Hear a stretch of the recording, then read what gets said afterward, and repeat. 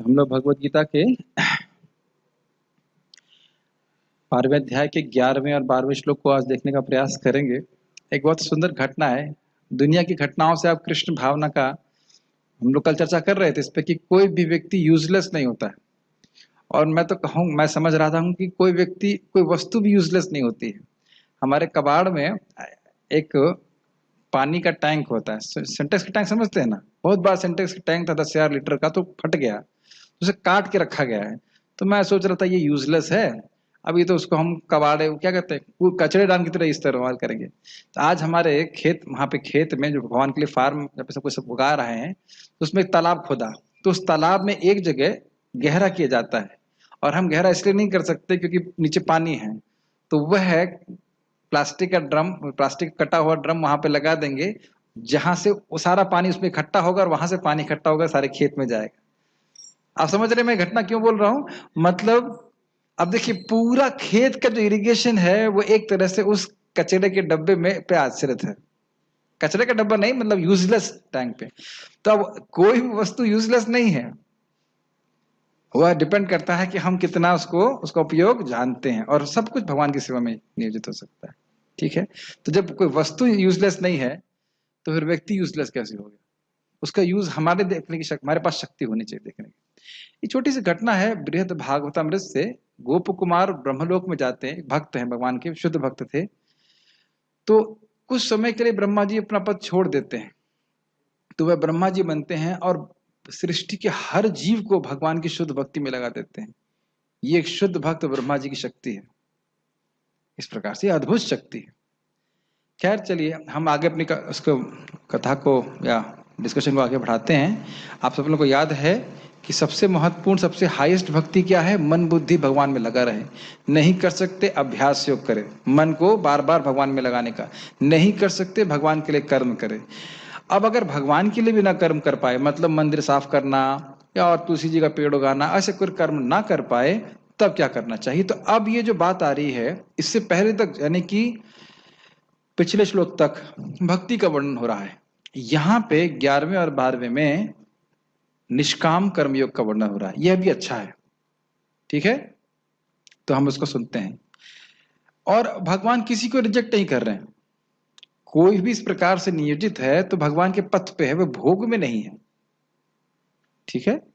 इंद्रिय तृप्ति करना एक बद्धात्मा की बीमारी है, उसके लिए सहज है। तो उसको कैसे बाहर निकाला जाए, डिपेंडिंग कि उसकी कितनी ज्यादा इंटेंसिटी है, उसमें अभिनिवेश है, उसके अनुसार उसको एक प्रिस्क्राइब बात को प्रिस्क्रिप्शन दी जाता है। इसको थोड़ा और समझ लीजिए। जो लोग बहुत भोग में अभिनिविष्ट हैं, उनके लिए कर्म योग दिया था। तुम कर्म करना नहीं छोड़ सकते, कर्म करो, कर्म के फल को त्यागो। उसके ऐसे लोगों के लिए श्लोक है आज। ठीक है। तो कभी कभी लोग, अच्छा, और ज्ञान योग किन लोगों के लिए? जो बड़े त्यागी हैं, उनको तपस्या करने में कुछ विशेष रुचि होती है। और भक्ति किसके लिए है? जो न बहुत भोगी है और न बहुत त्यागी है। तो कहेंगे प्रभु जी वैराग्य कैसे उत्पन्न होगा? जितना वैराग्य चाहिए वो भक्ति देवी स्वयं उत्पन्न कर लेगी। अलग से ज्ञान और वैराग्य को करने की आवश्यकता नहीं होती। न बहुत भोगी है और न बहुत त्यागी है। समझ में आ रहा है? यस। ऐसा नहीं कि वो सूखा सूखा कुछ खाना खाएगा, भगवान को प्रसाद ग्रहण करके ही खाएगा। तो यानी कि इतना त्यागी नहीं है कि बस केवल सूखा चावल खाए, लेकिन इतना भोगी भी नहीं कि कृष्ण को बिना अर्पित करे खाए। ये बात समझ रहे हैं?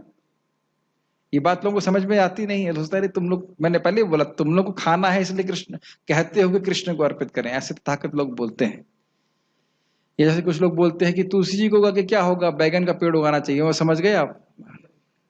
उनकी बुद्धि में बैगन भरा है, उनकी बुद्धि बेगुण की है उसमें कोई गुण नहीं है। इतना नहीं समझ पा रहे हैं कि तुलसी जी को प्रणाम करने से, ध्यान दीजिए अगर मौका मिले तो, तुलसी जी के ऊपर होता है ना फुहार, समझते फुहार, शावर, आप देखते होंगे बहुत महीन महीन शावर।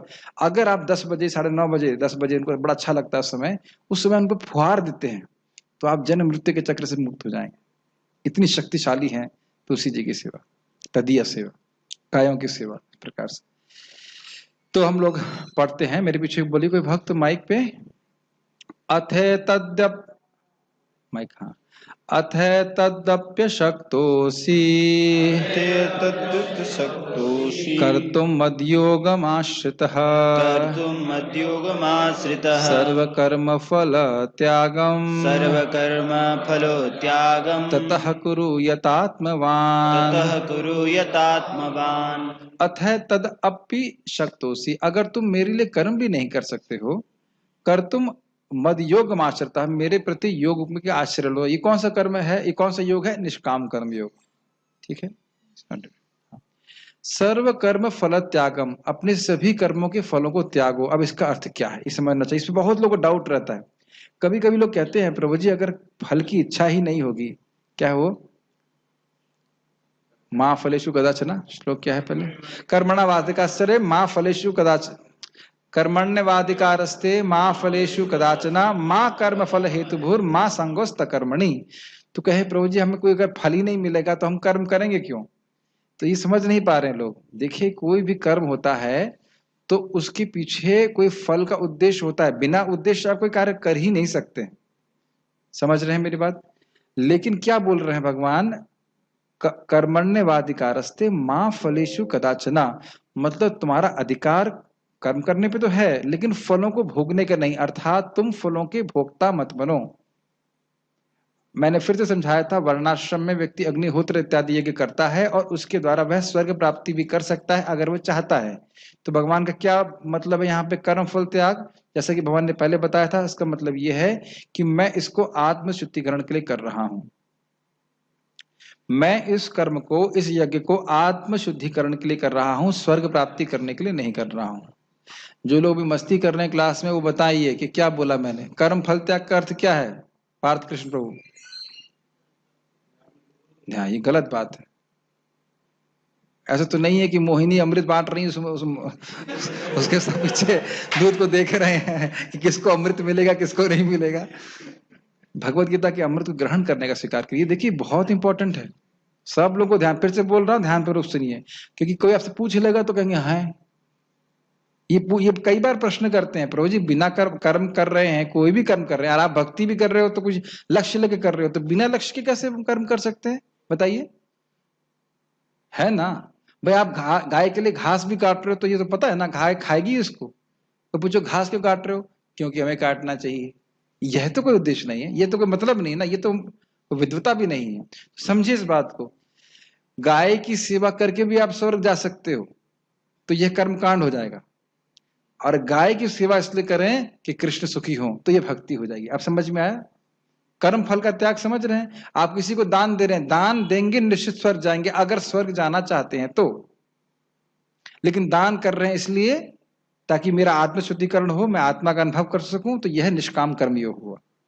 क्या ये बातें समझ में आ रही हैं? ये एग्जैक्टली भक्ति नहीं है, लेकिन एक बहुत रहस्यमय चीज है। इसको बहुत एकदम कान खोल के सुनिए, सुनो तत्सुनो। भले ही वह व्यक्ति तुरंत कृष्ण को समर्पित नहीं कर पा रहा है, लेकिन क्योंकि उसका हृदय शुद्ध होगा इस कार्य से, तो धीरे धीरे समझ पाएगा कि भगवान कौन है। जादुई तरीका है ये, जादुई तरीका है ये निष्काम कर्म का फायदा। जो सीधे कृष्ण की भक्ति नहीं कर सकते, वे वर्णाश्रम के कर्मों को करते हुए उन कर्मों को आत्म शुद्धि के लिए करें, तो क्रमशः धीरे धीरे भगवत व्यवस्था से वे समझेंगे कि भगवान कौन है। इसीलिए बोला जाता है चतुर्विधा भजन्ते माम जना सुकृतनु अर्जुना। और प्रभुपाद इसमें स्पष्ट बोलते हैं जो वर्णाश्रम के नियमों को ठीक से पालन करते हैं वो सुकृतिवान होते जाते हैं। तो इनकी कह सकते हैं उनकी मतलब खेत तैयार हो रहा है, और फिर जब भक्तों का संग मिल जाएगा तो तुरंत उसको ग्रहण कर ले। Does it make sense? ठीक है, ओके। तो सर्व कर्म फल त्याग का मतलब समझ में आ रहा है? कोई भी यज्ञ, कोई भी तपस्या कर रहे हैं, उसका उद्देश्य स्वर्ग जाना नहीं है, या इस जगत में भी भौतिक लाभ प्राप्त करना नहीं है, केवल आत्म की शुद्धि के लिए। इसीलिए भगवान कह रहे हैं ततः कुरु यतात्मवान। आत्मवान मतलब आत्म का अर्थ है अपने मन को। मन हमेशा किसी भी कार्य को करने से पहले सोचता है इससे मुझे क्या इंद्रिय तृप्ति प्राप्त होगी। क्या ये सब बातें समझ में आ रही हैं? What is in it for me, तब तो मन उसको करने का करता है। Yes no? समझ में आ रहा है? तो कह रहे ना, मन की इस वृत्ति पे आप विजय प्राप्त करें। मैं मन नहीं हूं, मैं शरीर नहीं हूं, और मन की जो इच्छाएं हैं, भोग की इच्छाएं, इनकी पूर्ति के लिए मैं कर्म नहीं कर रहा हूं। इसे कहते हैं यथात्मवान। सब लोग के चेहरे ऐसे दिख रहे हैं, ऐसे लग रहा है मैं उर्दू बोल रहा हूं। नहीं समझ में आ रहा है? Yes yes, very important. हम प्रसाद भी ग्रहण कर रहे हैं, ठीक है, कैसे भी करते फायदा होता है, but intention should be I should get purified at least एक लेवल, एक लेवल पे। बहुत इंपॉर्टेंट है, ठीक है। हाँ, तो अब आप ये देख सकते हैं कि अगर कोई भक्त किसी को प्रचार कर रहे हैं तो सबको अलग अलग, सबको एक ही जैसा इंस्ट्रक्शन नहीं देंगे। समझ में आ रहा है कि जैसा इंस्ट्रक्शन क्यों नहीं देंगे? कि सबकी चेतना का लेवल अलग है, और सबको वह भगवान की सेवा में नियोजित करना चाहते हैं सबकी चेतना के अनुसार। एक बात जरूर ध्यान रखना चाहिए कि कृष्ण की सेवा में नियोजित नहीं हुए तो ये बहुत गड़बड़ है। हम दूसरे की सेवा नहीं कर पा रहे हैं वह कोई प्रॉब्लम नहीं है, लेकिन हम अपने अधिकार के अनुसार भी हमको सेवा नहीं मिल रही, ये बहुत गड़बड़ है। क्योंकि फिर हम किसकी सेवा करेंगे? माया देवी की सेवा करेंगे। जैसे मान लीजिए हमारे सुंदर माधव प्रभु फॉर एग्जाम्पल, या मैं भी, हम बहुत अच्छा खाना नहीं बना सकते, खा जरूर सकते हैं लेकिन बना नहीं सकते। अब करना प्रभु प्रभु मान लो मृदंग नहीं बजा सकते तो वह कोई प्रॉब्लम नहीं है, लेकिन भगवान के लिए खाना नहीं बनाएंगे तो ये दोष है। आप मृदंग बजा सकते हो, मैं फॉर एग्जाम्पल, आप तो बजाते हो, कभी कभी होता है मृदंग बजाने वाला जानता है फिर भी नहीं बजाता। आप नहीं करते हो ऐसा, मैं बोल रहा हूं, ऐसा हमने देखा है करते हुए कि लोग मृदंग, देखा है आपने, वो अच्छा बजाना जानते थे, वो सोचेंगे यार कोई अच्छा, कोई महाराज जी गाएंगे तब बजाएंगे हम। एक भक्त अभी गा रहा था तो मैं, कोई नहीं था, मैं बजा रहा था मृदंग। बोला प्रभु जी 2013 में मैं यहाँ पे एक सामान्य व्यक्ति की तरह आया था, तब मैंने आपको ब्रह्मचारी के रूप में देखा, अब मुझे बड़ा अजीब लग रहा है आप मेरे लिए बजा रहे हैं। मैंने कहा नहीं, मैं ऐसा नहीं कि मैं केवल आपके लिए बजा रहा हूँ, हम भगवान के लिए बजा रहे हैं। कोई भी गाता है, मुझे मृदंग बजाना आता है, भगवान के लिए बजाते हैं। तो ये भाव नहीं होना चाहिए कि कोई महाराज जी गाएंगे तभी हम बजाएंगे। आप मेरी बात समझ रहे हैं? अच्छा, मान लो आकाश वहां खड़े हैं और आप मृदंग ना बजाओ तो दोष माना जाएगा? नहीं माना जाएगा, क्योंकि आपको आता नहीं है। समझ रहे हैं मेरी बात? Doesn't make sense. ये अधिकार वाली बात समझ पा रहे हैं? मैं एग्जाम्पल, बहुत लौकिक एग्जाम्पल दे रहा हूं ताकि आप उसको समझ सकें। जिसका जो अधिकार है, जिसकी वो प्रवृत्ति है, उसके अनुसार सेवा में नियोजित है। कृष्ण को ये कोई फर्क नहीं पड़ता है कि आप क्या सेवा कर रहे हैं, क्योंकि हम लोग कितने बड़े हैं, बाल के अग्रभाग के 10,000 हिस्से। प्रभुपाद जी की स्टेटमेंट है, कृष्ण केवल यही देखते हैं कि ये बच्चा, ये मेरा सेवक सेवा में लगा हुआ, बस मुझे सुखी करना चाहता है, ये देखते हैं। क्या मैं बार बार भक्ति में चला जाता हूँ, क्योंकि भक्ति के एग्जाम्पल समझ में आते हैं, लेकिन हम यहाँ पे बात करें आत्मवान का मतलब समझते हुए कि मैं आत्मा हूं और मुझे भोग से सुख प्राप्त नहीं होगा, आत्म सुख से प्राप्त होगा। तो इसलिए इन कर्मों को किस लिए करेगा? वो निष्काम कर्म किसका अर्थ समझ में आ रहा है? ताकि वह शुद्ध शुद्ध हो जाए। Make sense? ठीक है। ये doesn't make sense all the time. सेवाओं को करते हुए भी जब झगड़ा हो रहा है, हम तो मैनेजर हैं तो देखते ही रहते हैं, तब हम समझ नहीं पा रहे हैं कि उन सेवाओं को हम अपने शुद्धिकरण के लिए कर रहे हैं। समझ में आई? मैं तो देखिए प्रवचन में प्रैक्टिकल बातें बोलता रहता हूं, क्योंकि हम देखते हैं। अगर हम केवल, और हम झगड़ा क्यों करते हैं कभी जब होता है तो, कौन सही है,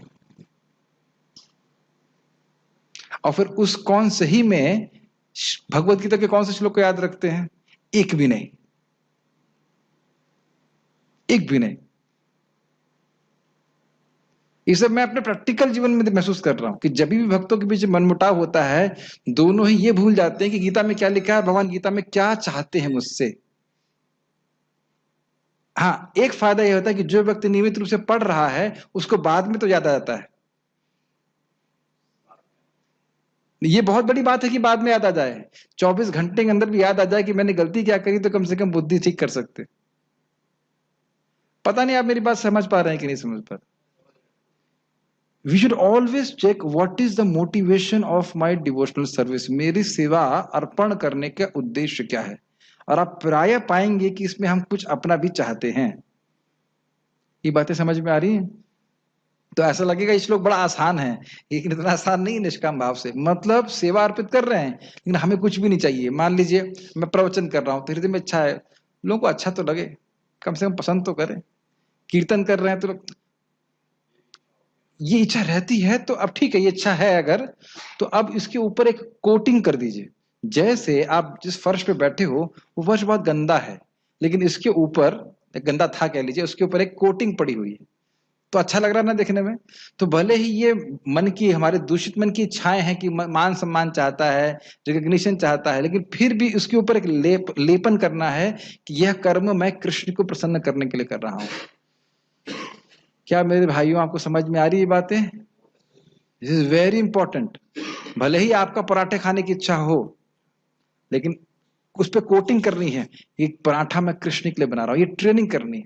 ये चक्रवर्ती पद इस बात को बोलते हैं। आप भगवान को भोग लगा रहे हैं, जैसे आप लोग करते हैं, प्रणाम कीजिए, भगवान आप से संतुष्ट हो जाइए। भले ही हमारे हृदय में इच्छा है कि सब्जी में खाऊंगा, ये खाऊंगा, क्योंकि हम लोग अशुद्ध हैं। तो धीरे धीरे करके वो जो कोटिंग है वो बढ़ जाएगी और ये इच्छा अपने आप चली जाएगी। ये मैं क्यों बोल रहा हूँ, ये भी भाई भक्त लोग कई बार प्रश्न करते हैं कि प्रभु जी हम कुछ करते हैं अच्छा तो अहंकार आ जाता है। तो अहंकार को बुद्धि के द्वारा यथात्मवान त्यागते हुए, उससे अपनी पहचान न करते हुए, सब बड़ी सूक्ष्म चीजें हैं। भक्ति करेंगे तो समझ में धीरे धीरे आएगा जब करेंगे तो। ओके, आगे बढ़ते हैं। किंतु यदि तुम मेरे इस भावनामृत में कर्म करने में असमर्थ हो, तो तुम अपने कर्म के समस्त फलों को त्याग कर कर्म करने का तथा आत्मस्थित होने का प्रयत्न करो। प्रभुपाद इसको और अच्छी तरह समझाते हैं कि कर्म फल त्यागने का मतलब है कर्म फल को भगवान की सेवा में, किसी अच्छे कर्म में प्रयोग किया जाए। गीता भूषण टीका। यदि महाकुलीनत्व, लोक मुख्यत्व आदि के प्रतिबंध से बाधित होकर तुम या अन्य कोई मेरे मंदिर के विमार्जन आदि मेरी प्रीति के लिए किए जाने वाले सुकर नहीं होना चाहिए, सुकर होना चाहिए, छोटा ऊ होना चाहिए। सुकर मतलब आसानी से किए जाने वाले कर्म करने में भी असमर्थ हो, तो भी मेरे योग के द्वारा मेरी शरण लेते हुए सभी अनुष्ठित किए जाने वाले कर्मों के फलों का वह त्याग करे और यथात्मवान अर्थात विजित मना हो जाए। बहुत लंबी लाइन थी, फिर एक करके बताता हूँ। महाकुलीनत्व मतलब बहुत बड़े परिवार में पैदा होने का गुण। लोक मुख्यत्व मतलब लोक के मुखिया हैं, बहुत बड़े व्यक्ति हैं। तो अब ऐसा व्यक्ति अगर मंदिर मार्जन करेगा तो जनता कहेगी अरे क्या कर रहे हो तुम। समझ में आया? तो शायद इस प्रतिबंध की वजह से व्यक्ति भगवान का मंदिर मार्जन ना कर पाए, भले उसकी इच्छा हो उस प्रकार से। क्या समझ पा रहे हैं? प्रभुपाद उसको हिंट करेंगे। कभी कभी ऐसा हो सकता है कि परिवार के लोग ऑब्जेक्शन करें।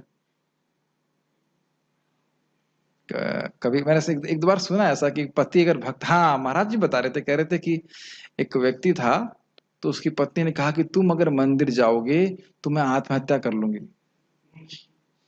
तो फिर बहुत अच्छा हुआ, फिर उस व्यक्ति ने कहा अपनी पत्नी को, मैं सौगंध लेता हूं कि इस मंदिर में नहीं जाऊंगा। तो महाराज के पास आए, वैसे अलग से कहीं मिले होंगे महाराज से, तो महाराज बोले आप आते नहीं हैं।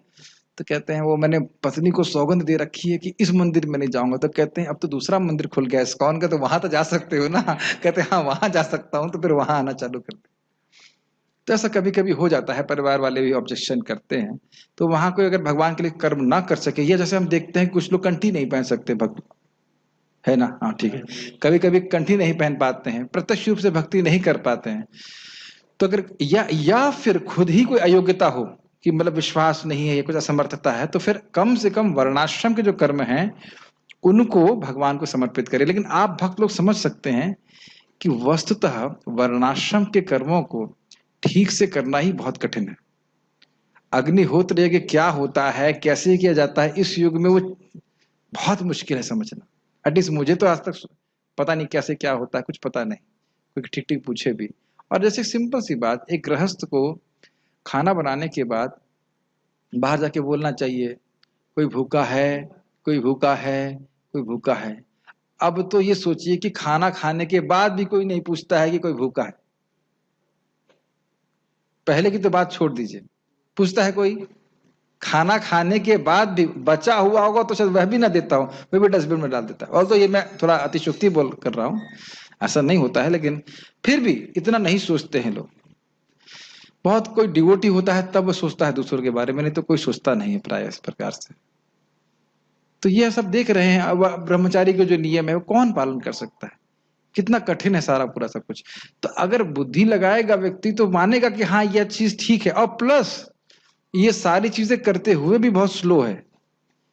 वर्णाश्रम के नियमों का पालन करते हुए भी बहुत शुद्धिकरण धीरे धीरे होता है। लेकिन भगवान की भक्ति करते हुए फिर वही बात, अगर अपने वर्णाश्रम के कर्मों को निष्काम भाव से कर रहा है तो क्या सा ज्ञान उदित होगा, भगवान कौन है समझ में आएगा। भक्ति में पहले से सुन लेता है कृष्ण भगवान है, और जब सीधे कर्मों को समर्पित करता है तो ये ज्ञान हृदय में प्रकाशित हो जाता है कि कृष्ण भगवान है और मैं उनका दास हूं। बड़ी गंभीर बातें बोली जा रही हैं, ये मैं नहीं बोल रहा हूं, आचार्यों की तरह बातें की बताई गई हैं, इसको थोड़ा समझने का प्रयास कीजिए। भक्ति के कर्म को अगर आप करेंगे, अभी तो आप सुन ही रहे हो कि मैं कृष्ण का दास हूं, कितने लोग मानते हैं कि भारतीय नहीं है आप?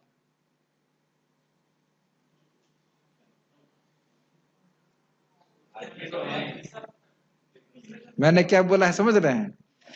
कितने लोग हम ये मानते हैं कि हम भारतीय नहीं है? आप में से एक भी व्यक्ति हाथ नहीं खड़ा कर सकता कि प्राय ये बात आ जाती है, वो विदेशी डिवोटी, वो विदेशी भक्त, वो उड़िया, वो बंगाली, ये हम समाज में खूब सुनते हैं। और यहां तक यह भी सुना है, कान में स्पर्श किया तो चकित रह गया, वो तो नीची जात का है। नीची जात का है? ब्राह्मण दीक्षित है भैया, क्या बात कर रहे हैं? तो एक भेजे में घुसा हुआ है मन में कि मैं शरीर हूं, शरीर संबंधित वस्तु है, तो यानी कि अभी उपाधि गई नहीं है। अरे ये सब तो ऐसे ही होते हैं पर जाति का नाम। एक आदमी गड़बड़ है तो सारे लोग गड़बड़ है। क्यों भाई, आपने सबने सुना है कि नहीं? ये मैं ही बोल रहा हूं।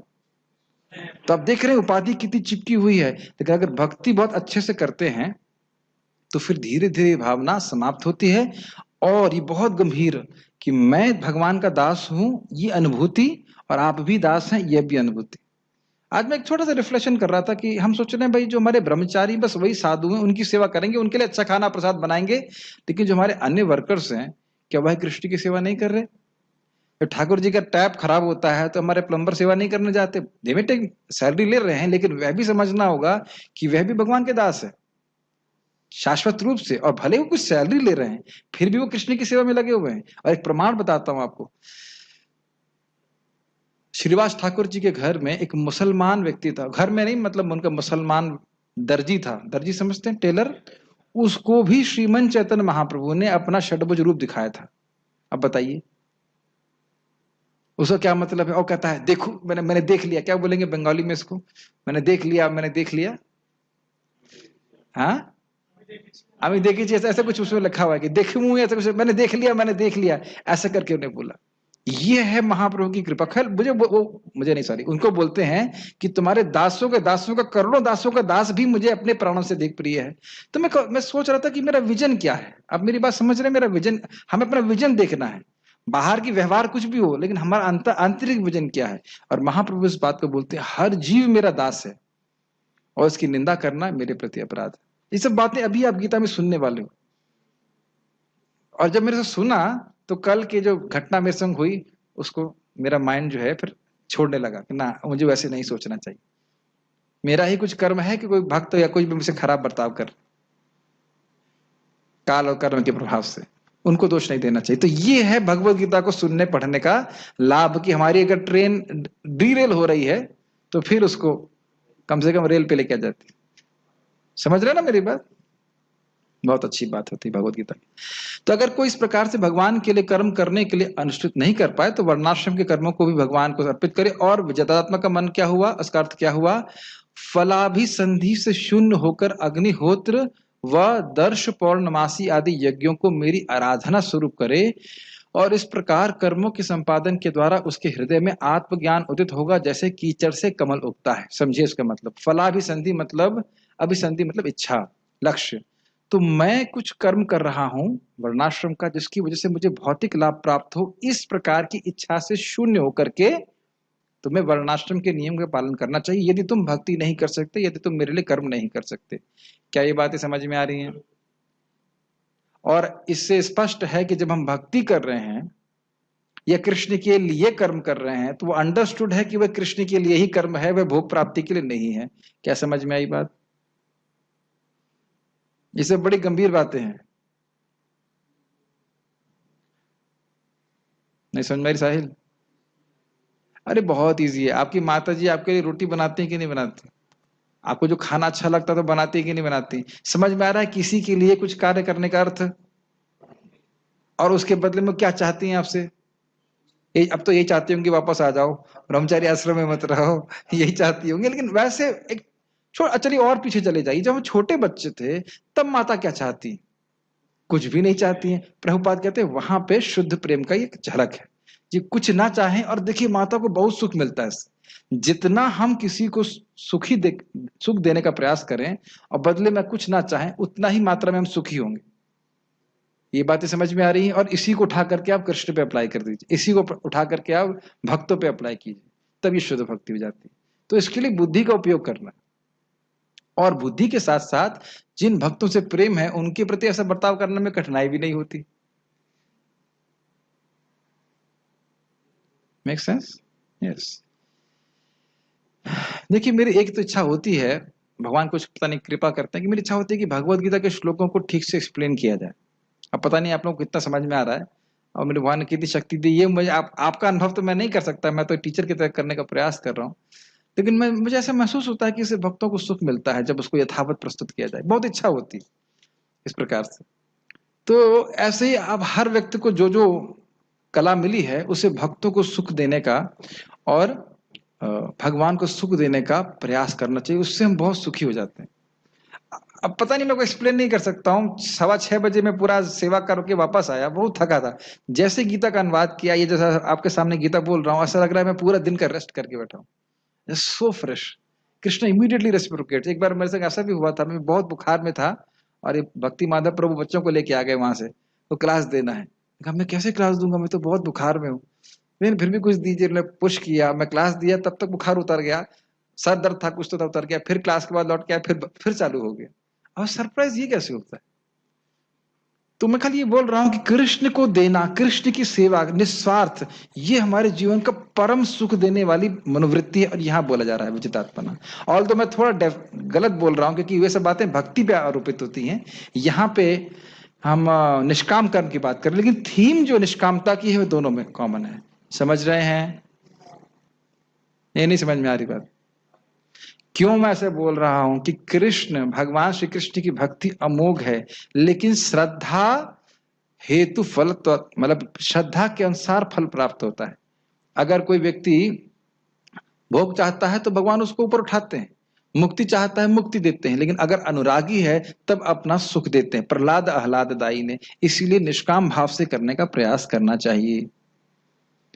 जो निष्काम भावना की बात यहाँ वर्णाश्रम में हो रही, उसी चीज को भक्ति में भी लेके चलना चाहिए। समझ में आ रहा है? ठीक। दूसरी बात यहाँ पे कह रहे हैं कि हृदय में आत्मज्ञान उदित होगा जैसे कीचड़ से कमल उगता है। क्या है कीचड़? ये जो वर्णाश्रम कर्म है इसको कीचड़ कहा जा रहा है। कीचड़ क्यों कह रहे हैं? क्योंकि प्राय ये भोग प्राप्ति के साधन होते हैं। ये ध्यान दीजिएगा, बहुत गंभीर। जब कोई आप यज्ञ कर रहे हैं तो उसका फल भयंकर रूप से वापस आता है आपके पास। मतलब कुछ भौतिक दान कर रहे हैं, कुछ भी कर रहे हैं, कोई यज्ञ तपस्या कर रहे हैं, उसका फल उतना ही नहीं मिलेगा आपको, जबरदस्त फल मिलता है। तो उसकी इच्छा भी हम कर सकते हैं। क्या समझ में आ रही है नहीं आ रही बात? हरे कृष्ण मंत्र के समान यही एक अपराध है। हरे कृष्ण मंत्र को कहा, इससे तो बड़ा पुण्य मिलता है। कुछ लिखा है, मैं ठीक ठीक याद नहीं कर पा रहा कि कितनी करोड़ों गायों को सूर्य ग्रहण के समय आप कुछ जो देने से पुण्य मिलेगा, वह एक बार कृष्ण बोले के 16वें अंश के बराबर भी नहीं है। अच्छा, इतना पुण्य मिलता है, तब तो मैं बहुत समय तक स्वर्ग में रहूंगा। तो इस प्रकार से भक्ति करना यह उचित नहीं है। अब निष्काम कर्म की, सॉरी, सकाम कर्म की बात करें तो सकाम कर्म व्यक्ति को कीचड़ में ही लेके जाता है भोग के लिए, लेकिन वही कर्म अगर निष्काम भावना से किया जाता है, आत्मशुद्धि के लिए किया जाता है, तो हृदय में आत्मज्ञान रूपी कमल उदित होता है। क्या समझ में आ रही है बात? मुझे बड़ा डाउट है कि समझ में आ रही है, लेकिन शायद समझ में आ रहा होगा। यस, कुछ पूछ रहे थे। वर्णाश्रम क्या? वर्णाश्रम कीचड़ नहीं, वर्णाश्रम के कर्मों को भोग की प्राप्ति के लिए। और हर कर्म में दोष भी है। आप क्षत्रिय का कर्म करेंगे तो मारना पड़ता है, वैश्य, ये आगे आने वाला है। वैश्य का कर्म करेंगे तो उसमें झूठ बोलना पड़ता है, भाई साहब मैं आपसे कोई प्रॉफिट नहीं ले रहा हूं। शूद्र का कर्म करेंगे तो कभी ऐसे व्यक्ति की सेवा करनी पड़ती है जो बड़ा गड़बड़ हो, और कभी कभी ब्राह्मण को भी वो वध यज्ञ में वेद करने पड़ते हैं। तो भगवान कहते हैं कि धूमेन अग्नि इवावृतः, जैसे अग्नि के संग धुआं होता ही है, फिर भी इसका अर्थ यह तो नहीं कि अग्नि पवित्र नहीं है। तो उसी प्रकार से जब इन कर्मों को निष्काम भावना से किया जाता है कि मेरा आत्म शुद्ध हो जाए, हृदय शुद्ध हो जाए, तो फिर ये ज्ञान गर्भा हो जाते हैं, आत्मज्ञान को प्रकाशित करने वाले होते हैं। लेकिन अगर स्वर्ग इत्यादि के लिए किया जाए तो जीव की दुर्गति है। समझ रहे हैं बात? नोट, ऐसा प्रतीत होता है कि यद्यपि वह भगवान से अनभिज्ञ होता है, देखिए बड़े ध्यान पूर्वक सुनिए, फिर भी वह व्यक्ति धीरे धीरे भगवान को जानने लगता है यदि वह इस प्रक्रिया को ठीक से संपादित करता है। अंततोगत्वा वह निष्काम कर्मयोग करता है जो भगवान को अर्पित होते हैं, और यह एक सनिष्ठ भक्त की साधना पथ है। ये लाइनें समझ में आ रही हैं आपको? निष्काम भाव से जब कोई कर्मयोग कर रहा है तो वो करते करते भले ही उसको न पता हो कि भगवान कौन है, लेकिन धीरे धीरे फिर वह समझ में आ जाएगा भगवान कौन है। कैसे आ जाएगा? भगवान की व्यवस्था, और फिर वह भगवान के भक्ति में, आप जानते हो, कर्म योग, फिर ज्ञान योग, फिर अष्टांग योग, और फिर भक्ति योग में आएगा। लेकिन क्या हमें ये साधना करनी है? नहीं करनी है। तो जान क्यों रहे हैं? ताकि समझ लें कि ये नहीं करनी है। ठीक है, मैं आपको फिर से याद दिला रहा हूं, जब मैं कर्मयोग के बारे में बोल रहा था तो एक भक्त बड़े उत्साहित थे, प्रभु जी बड़ी प्रेरणा मिल रही है कर्मयोग करने की। हमने कहा नहीं, ये इसके लिए नहीं वर्णन किया जा रहा है, केवल इसलिए वर्णन किया जा रहा है कि भाई ये एक पद्धति है, हमें भक्ति योग ही करना है। ठीक है, लेकिन अगर आप यह देख रहे हैं कि कोई व्यक्ति भक्ति नहीं कर सकता, जप नहीं कर सकता, तो आप उसको ऐसे नियोजित करें, ठीक है आप कुछ मंदिर के लिए डोनेशन दे दीजिए। आप देखिए, कोई व्यक्ति हो सकता हो कि भक्तों के प्रसाद के लिए पैसा ना दे, लेकिन पानी बांटने के लिए पैसा दे देगा। क्यों? होता है कि नहीं होता? लोगों की श्रद्धा नहीं होती क्या ये साधु लोग क्या खिलाएंगे, मंदिर में क्या चढ़ाना है? आपने देखा ऐसे लोगों को? तो उनके लिए यह भी ठीक है। और उसमें एक और बात रहस्यमय है, ये है कि हो सकता है कहेगा पेड़ उगाऊंगा मैं, तो ये भी अच्छी बात है। अब पेड़ उगाएगा तो हो सकता है कि भक्त लोग संकीर्तन करते हुए जा रहे हों और उस पेड़ के नीचे वह छाया प्राप्त कर, तो उससे भी उनकी सुकृत बनती है। तो कैसे सुकृत बनती है किसी की, हम कुछ कह नहीं सकते। ठीक है, समझ में आ रहा है? व्यक्ति अपनी और परमात्मा की, सेवक और सेव्य की स्थिति की अनुभूति करने लगता है, और साथ ही भगवान की सर्वोत्तम स्थिति का भी अनुभव करने लगता है। दो बात, मैं कृष्ण का सेवक हूं, कृष्ण भगवान ये समझता है, और कृष्ण परम भगवान ये भी समझता है। इसको भी आप देखेंगे प्रचार में, जब आप भगवत गीता का उदाहरण दे करके श्लोक सारे बोल दीजिए कि कृष्ण भगवान है, फिर भी व्यक्ति स्वीकार नहीं करता है कृष्ण भगवान। ये मेरा अनुभव हुआ था, यहाँ पे एक डेंटल कॉलेज में मैंने क्लास दिया था, तो उस व्यक्ति को क्रिश्चियन धर्म में फेथ है, श्रद्धा है, लेकिन कृष्ण में फेथ नहीं। ईसाई धर्म में फेथ है, लेकिन कृष्ण में फेथ नहीं। और मैंने कितने उदाहरण दिए तन्ना, तब मैं समझ में आ गया कि इसका हृदय अशुद्ध है। कितना आप श्लोक बोल दीजिए ना, मानने के तैयार नहीं, फिर मैं छोड़ दिया। ठीक, समझ रहे हैं मेरी बात? तो ऐसे लोग कुछ और लोअर धर्म भी करें तो कम से कम कुछ धर्म करेंगे, धीरे धीरे जाकर के आगे प्रगति कर सकते हैं। क्रमशः पराभक्ति प्रकट होने लगती है, भगवान बाद में कहेंगे। मतलब कर्मयोग, ज्ञान योग, अष्टांग योग, भक्ति योग।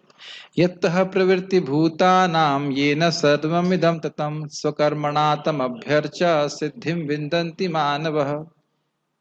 अपने नियत कर्मों का संपादन करते हुए एक मनुष्य भगवान की उपासना कर सकता है, जो सभी जीवों के स्रोत हैं और सर्वव्यापी हैं, और इस प्रकार पूर्णता को प्राप्त हो सकता है। एक छोटा समझिए उदाहरण, बहुत अच्छा है।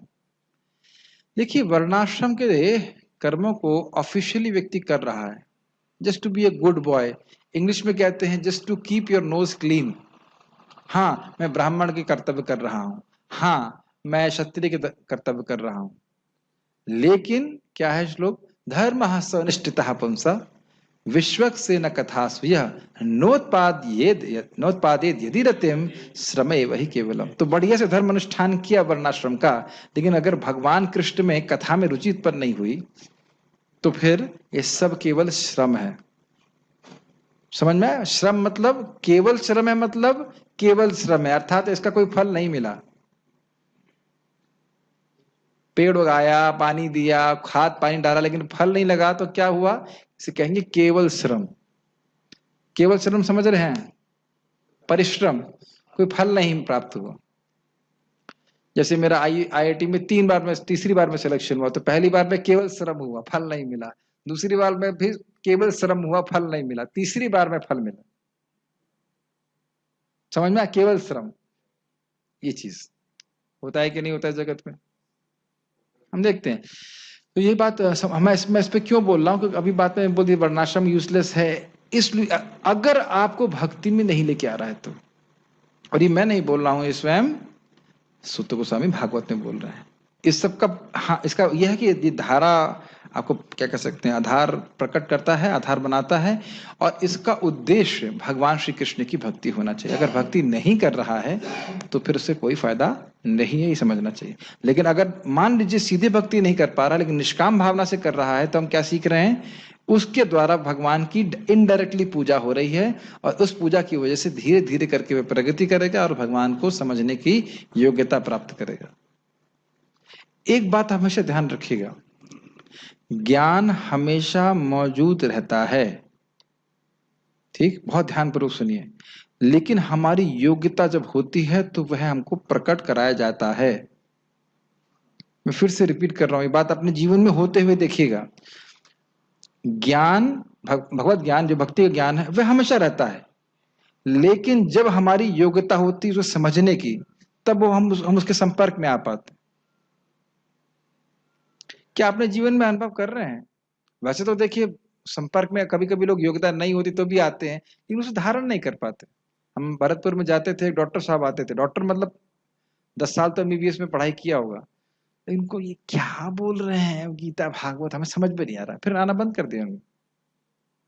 और आपने कहाँ तक वही पढ़ाई की? MBBS कर लिए हैं, BTech, MTech, तो कैसे समझ में आ रहा है? समझ रहे हैं? हृदय जब शुद्ध होता है तब गीता भागवत की बात समझ में आती। Make sense?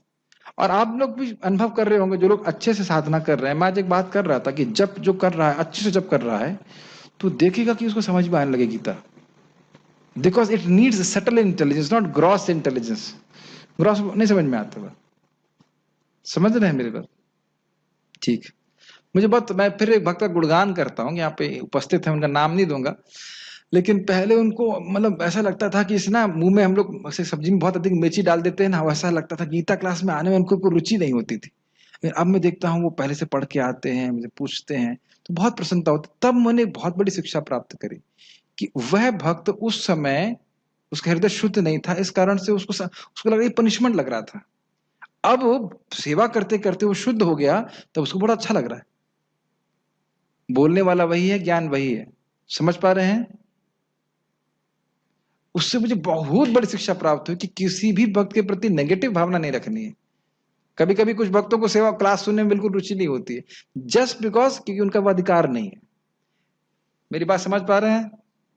क्यों बैठते हैं पर ये क्या बोलते हैं समझ नहीं आता है, तो फिर रुचि नहीं होती। तो कम से कम वो सेवा करें, सेवा करें, हरे कृष्ण मंत्र जप करें, धीरे धीरे करके आपको कथा समझ में आएगी। आपको याद है ना, वृंदावन चंद्र महाराज समझाए थे, मंगल आरती में तो भक्त लोग पहुंच जाते हैं, लेकिन जब बहुत कठिन लगता है, और जब तो हो जाता है लेकिन क्लास तो बहुत कठिन लगती है।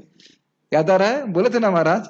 लेकिन फिर धीरे धीरे क्या होगा, आपको मंगल आरती जाने लगेगा, अच्छा उसके बाद और आग्रह होगा, अरे जब तो बढ़ना है, जब करना है। एक भक्त बोले, प्रभु ये 1 घंटा मंदिर बहुत कम है, 1 घंटे में और होना चाहिए जब।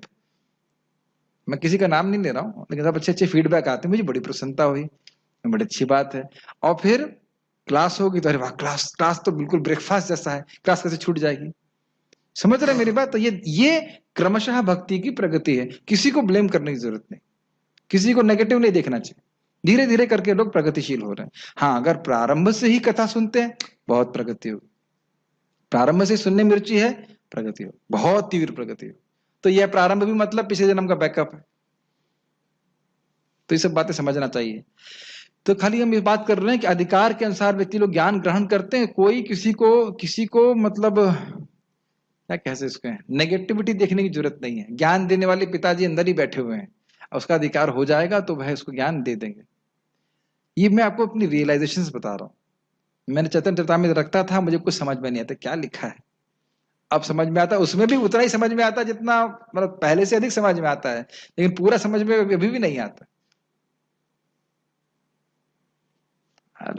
आप लोगों को समझ में आ रहा है? ऐसा हो रहा है आप लोगों के संग? ठीक, वेरी गुड। अब समझ में आ रही, तो इससे विश्वास हरि नाम पे होता है। भले ही आपको नाम में रुचि ना प्राप्त हो, लेकिन शुद्धिकरण हो रहा है, इसीलिए तो आपको भगवत गीता समझ में आ रही, भागवतम समझ में आ रही। Does it make sense? Uddhav Dwarkadhish प्रभु, मैं खाली चेक कर रहा हूँ, ऐसे नाम बोल देने से थोड़ा को एक्टिव कर देता हूँ। एक्चुअली हाँ जी। भगवान का जो ज्ञान होता है ये भगवान का ही अवतार है, तो इसलिए जब व्यक्ति के अंदर वो यज्ञता आ जाती है, भगवान प्रकाशित हो जाता है, Yes. तो उसको समझ में आता है। इसलिए Yes. समझ में आता है कि उसका भगवान के प्रति कितना श्रद्धा है, भक्त के प्रति कितना। हाँ। एक ज्ञान को कोई अलग से नहीं घुसाया जाता है। यस, और नहीं तो ज्ञान ये एक्चुअली हमारा कॉन्सेप्ट पूरा क्लियर होना चाहिए कि वो भगवान ही है।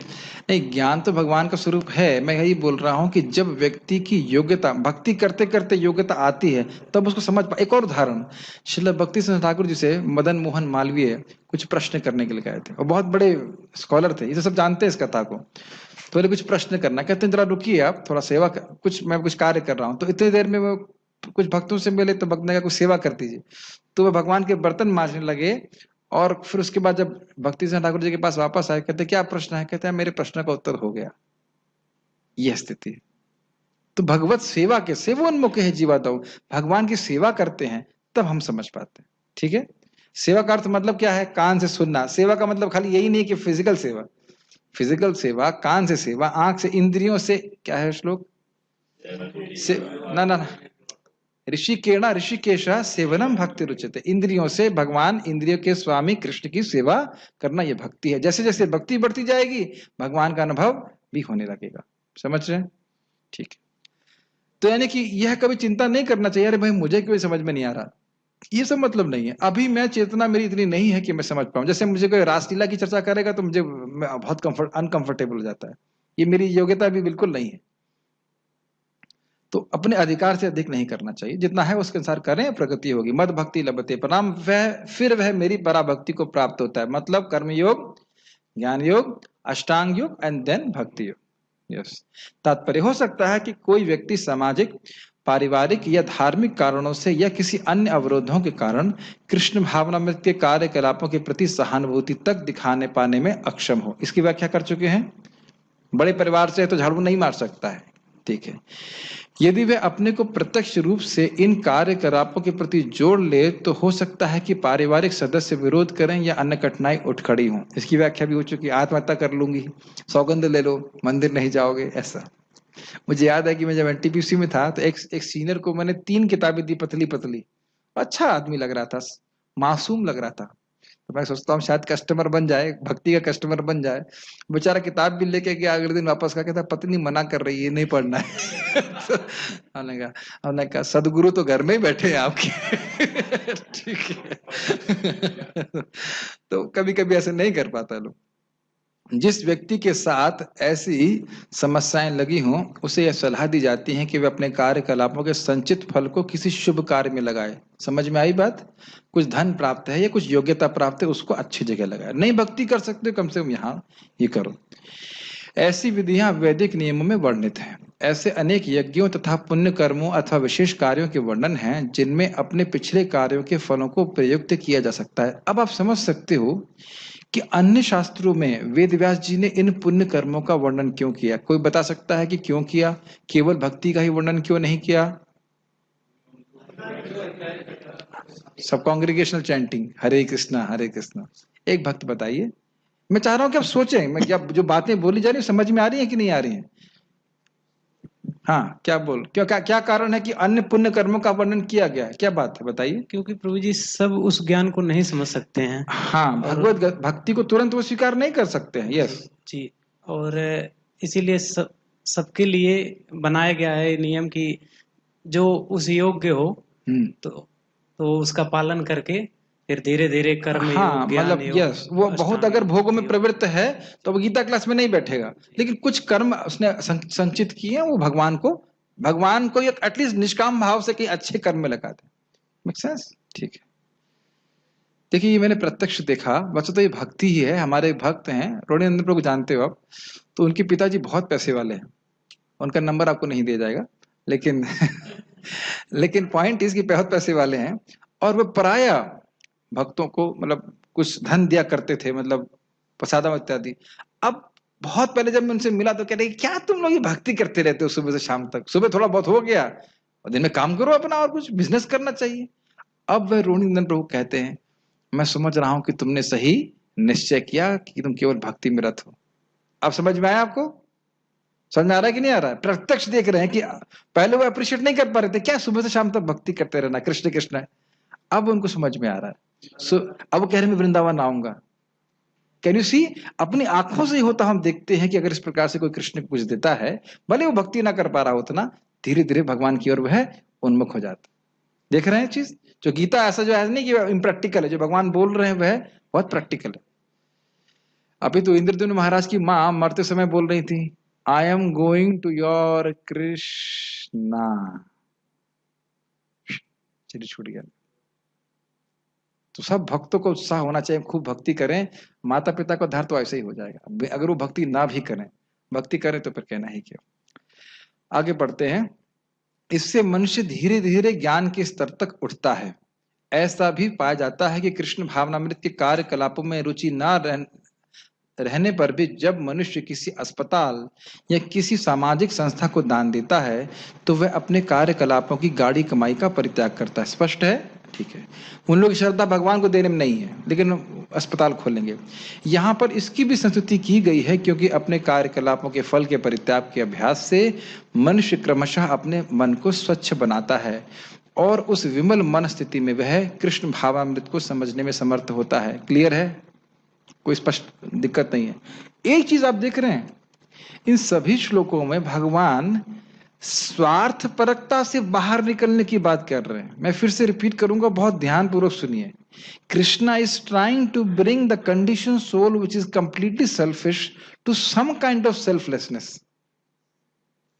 जो बद्ध जीव किस पूरी तरह से स्वार्थपरक है, भोगों में लगा हुआ है, उसको कुछ कुछ किसी भी प्रकार की निस्वार्थता निष्कामता की ओर लेके आ रहे हैं। ये भगवान इस श्लोकों में बोल रहे हैं। क्या ये देख पा रहे हैं? हाईएस्ट क्या है कृष्ण के प्रति?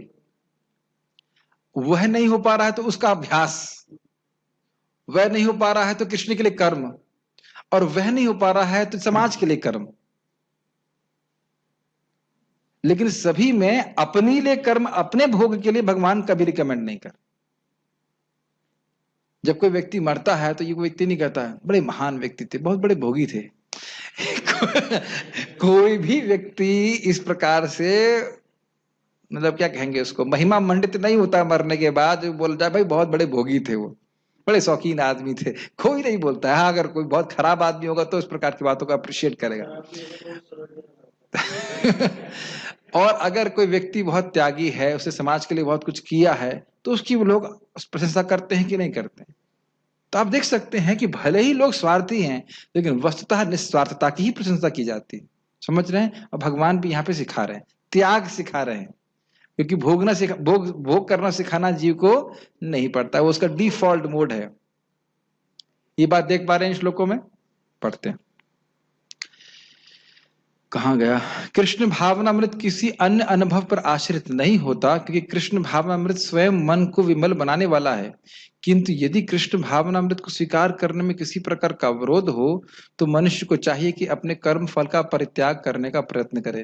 ये बहुत इंपॉर्टेंट बात है। शायद मन में किसी के संदेह हो तो आप यह कह रहे हैं क्या कि मतलब भक्ति करने के पहले हमें कर्म फल का त्याग और कर्म योग करना ही पड़ेगा? क्या ये कहना चाहते हैं आप? हम ये नहीं कहना चाहते, ना शास्त्र ऐसा कहना चाहता है। भगवत भक्तों के संग से बस इतनी श्रद्धा हो कि भक्त अच्छे हैं, ये भक्ति अच्छी है, आदर भाव, अगर यह है तो और कोई किसी चीज की आवश्यकता नहीं। भक्ति देवी स्वयं ही उसको शुद्ध कर देंगी। मैं फिर से रिपीट कर रहा हूं, हम कितने भी दुर्गुणों से युक्त हों, लेकिन श्रद्धा है कि भाई ये भक्ति ठीक है, तो आपको शुद्ध कर देगी। इसके प्रमाण तो आप कई भागवत में देख चुके हो। गाय काटने वाला, राजा को मारने वाला, माँ और पिता की हत्या करने वाला भी अगर भगवान का नाम जप करता है तो भगवान की क्या मति होती है? ये व्यक्ति मेरा है, उसको सारे पापों से मुक्त कर देते हैं। ये सुने हैं ना? तो स्पष्ट सुखदेव गोस्वामी बोल रहे हैं। तो मैं खाली ये कह रहा हूं, समझाने का प्रयास कर रहा हूं कि भक्ति देवी पर यह आरोप नहीं करना चाहिए कि कर्मयोग की अपेक्षा कर रही हैं, ऐसा कुछ नहीं है। लेकिन अब उस व्यक्ति की श्रद्धा नहीं है तो ठीक है, कर्मयोग करे, ज्ञान योग करे तो क्रमशः प्रगति करे। क्या इस बात की सूक्ष्मता को समझ पा रहे हैं? अगर आपकी भक्ति करने में श्रद्धा है, आपकी सबकी है, तो अब कर्मयोग करने की जरूरत नहीं है। अरे भाई ये बताइए, सिंपल उदाहरण समझिए, लिफ्ट आपको ऊपर लेके जा सकती है कि नहीं? लिफ्ट में बैठने के बाद कोई प्रयास करना होता है, यही प्रयास होता है कि लिफ्ट से कूदी मत, ये हो, ठीक है। अब इतना तो प्रयास करना पड़ेगा ना कि बटन दबाओ और लिफ्ट में प्रवेश करो। आप कहो कि ये तो एक दरवाजा मात्र है, मुझे तो नहीं लग रहा कि ऊपर कुछ दिख भी नहीं रहा है, ऊपर कहाँ जाएगी नहीं जाएगी, मैं इसमें क्यों प्रवेश करूं, कौन जाने, मैं तो अकेला जा रहा हूं इसमें, कौन जाने ऊपर जाऊंगा कि नहीं जाऊंगा। तो फिर आप सीढ़ी पे जाइए। समझ रहे हैं? प्रभुपाद इस बात को बोलते हैं, इतना सुनने के बाद भी, नाम की महिमा सुनने के बाद भी, भक्ति की महिमा सुनने के बाद भी कुछ लोग इसमें रुचि नहीं रखते हैं। वही बैगुन और तुलसी। तो ऐसे लोगों के लिए अच्छा है कि बैगुन उगाएं और बैगुन उगा करके। प्लीज ध्यानपूर्वक सुनिए, मैंने ये नहीं कहा कि बैगन उगाना तुलसी से श्रेष्ठ है।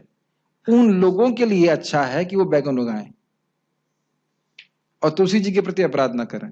क्या मेरी बातें समझ में आ रही हैं? आप बिल्कुल मेरी बातों को गलत ले सकते हैं, हल्का सा भी ट्विस्ट करेंगे तो। बैगन उगाना तुलसी से श्रेष्ठ नहीं है, लेकिन अब उन लोगों की श्रद्धा नहीं है तो बेहतर है कि बैगन लगाकर बैगन निस्वार्थ रूप से दूसरों को दें।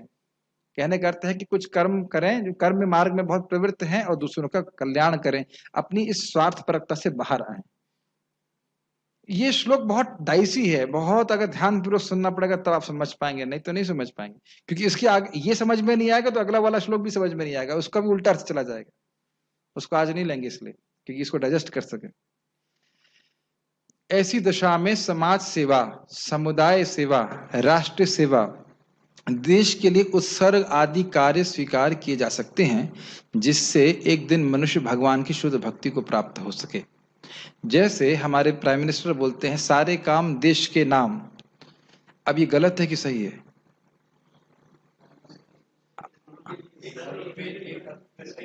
आप समझ पा रहे हैं? हम उनकी निंदा नहीं कर सकते, वह स्वार्थपरक नहीं, अपने भोग के लिए कार्य नहीं कर रहे हैं, वो देश के लिए कार्य कर रहे हैं। अब मुझे नहीं पता कि वो कृष्ण के लिए कितना कर रहे हैं और कृष्ण को भगवान मानते हैं कि नहीं मानते, मैं नहीं जानता, हो सकता मानते भी हो सकता है। बट अगर यह बोल रहे हैं कि हर कर्म अपना करेंगे ऐ वतन तेरे लिए ठीक है, ऐसे गाने गा रहे हैं, तो यह भी उस व्यक्ति की, उस चेतना वाले व्यक्ति के लिए ठीक है, कम से कम अपनी वो भोगों को त्याग करके इसमें प्रवृत्त है। लेकिन इसका अर्थ यह नहीं है कि वह कृष्ण कर्म से श्रेष्ठ है। ये हमें एक बहुत ब्रॉड विजन धारण करने में मदद करता है। नहीं तो भक्त भी कभी कभी निंदा करता है, क्या ये राष्ट्र के लिए कर्म कर रहे हैं, क्या नहीं, वह उसके लिए आवश्यक है। You can not immediately accept bhakti. भक्ति करेगा तो शुद्ध हो जाएगा, वो कोई प्रॉब्लम नहीं है, लेकिन वो खुद करेगा नहीं, इसलिए ऐसे कर्म करके वह स्वार्थपरकता से बाहर आए। अपने भोगों के में तो नहीं प्रवृत्त हो रहा है, तो वहां से वो तो कम से कम आगे बढ़ेगा। समझ रहे हैं मेरी बात है? बहुत इंपॉर्टेंट। भगवत गीता में कहा गया है, यतः प्रवृत्ति भूता नाम, यदि कोई परम कारण के लिए उत्सर्ग करना चाहे तो भले ही वह यह न जाने कि परम कारण कृष्ण है, फिर भी वह क्रमशः यज्ञ विधि से समझ जाएगा कि परम कारण कृष्ण ही है। इसको मैं समझा चुका था कि यज्ञ विधि में करते करते व्यक्ति धीरे धीरे शुद्ध होता है और फिर समझ पाता है कि कृष्ण है। और इसी को बोला गया था बहुनाम जन्मनामन्ते। लेकिन कोई गुरु के द्वारा सुन ले कि कृष्ण भगवान है, कृष्ण की सेवा करे, तो वो सीधा पता है। कोई प्रश्न है किसी का तो मैं ले सकता हूं। Any questions?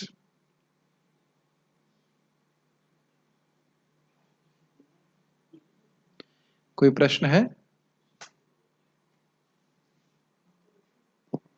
जब भक्ति योग में जो वर्णन आता है तो इसमें इसको तो केटव धर्म बोला जाता है, इसमें बहुत ज्यादा प्रोसेस लगेगा। उसको एक कर्मफल, कोई अगर हॉस्पिटल बना दिया किसी को, कुछ मतलब भोग है, मतलब प्रसाद नहीं है, ऐसे कुछ बढ़ जाता है। हाँ। तो जो आदमी जो ये सब कर रहा है, अरेंज कर रहा है, उसको फल लगता है, उसको बहुत टाइम लगता है जी। तो भगवान इसने अरे भाई देखिए, बिल्कुल आपका प्रश्न ठीक है कि बहुत टाइम लगता है, लेकिन जब भक्ति करने को तैयार ही नहीं है तो क्या करेंगे आप? ये मैंने अपनी आंखों से होता हुआ देखा है। आईआईटी में जब मैं था, मेरा एक मित्र था, तो हरे कृष्ण नहीं करेगा, देश सेवा करूंगा, ये करूंगा, वो करूंगा। हमने कहा भाई वो करो, लेकिन थोड़ा हरे कृष्ण भी करो। नहीं करूंगा। I have seen it practically. मैं भी ख्याल से अब वो IAS ऑफिसर बन गया है, बहुत तेज लड़का था वो, अंशुल नाम था, उसी ने मुझे हारमोनियम सिखाया था, वहां भक्ति हो गई उसकी, इतना इतना ढीठ था। मैं उसको हरे कृष्ण मंत्र सिखाता, मैं गाता था हरे कृष्णा, इस ट्यून को निकालो, तो मैं सोचता कुछ बोलेगा, वो बोलता नहीं था, हारमोनियम बजा देगा लेकिन बोलेगा नहीं। इतना इतना ढीठ होते हैं लोग। इतना निकाल देगा हारमोनियम पे, बोलेगा नहीं। तो मैंने कहा चलो कम से कम हरे कृष्ण सुना तो सही, तो पता है कि हरे कृष्ण मंत्र कहाँ है। फिर मैंने कहा कुछ भी तुम सेवा कर रहे हो, क्या तुम मृत्यु से बच सकते हो?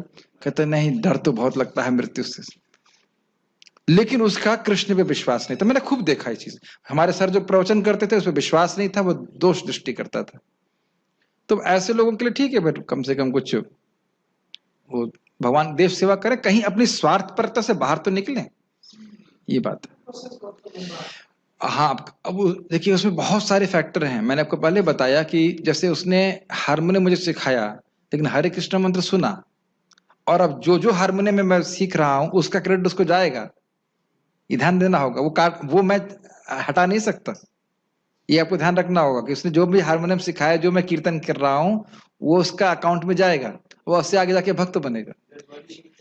ये अकाउंट सब लिंक्ड है, समझ रहे हैं मेरी बात? जैसे हमारे प्रभु जी मृदंग बजा रहे हैं भगवान के सामने, तो इनकी टीचर भले मृदंग बजाए या ना बजाए, टीचर भले मंगल आरती पहुंचे ना पहुंचे, लेकिन सिखाया है और ये सेवा में लगे हुए हैं, तो अकाउंट में जा रहा है। ये बहुत विस्तार है भक्ति का क्षेत्र।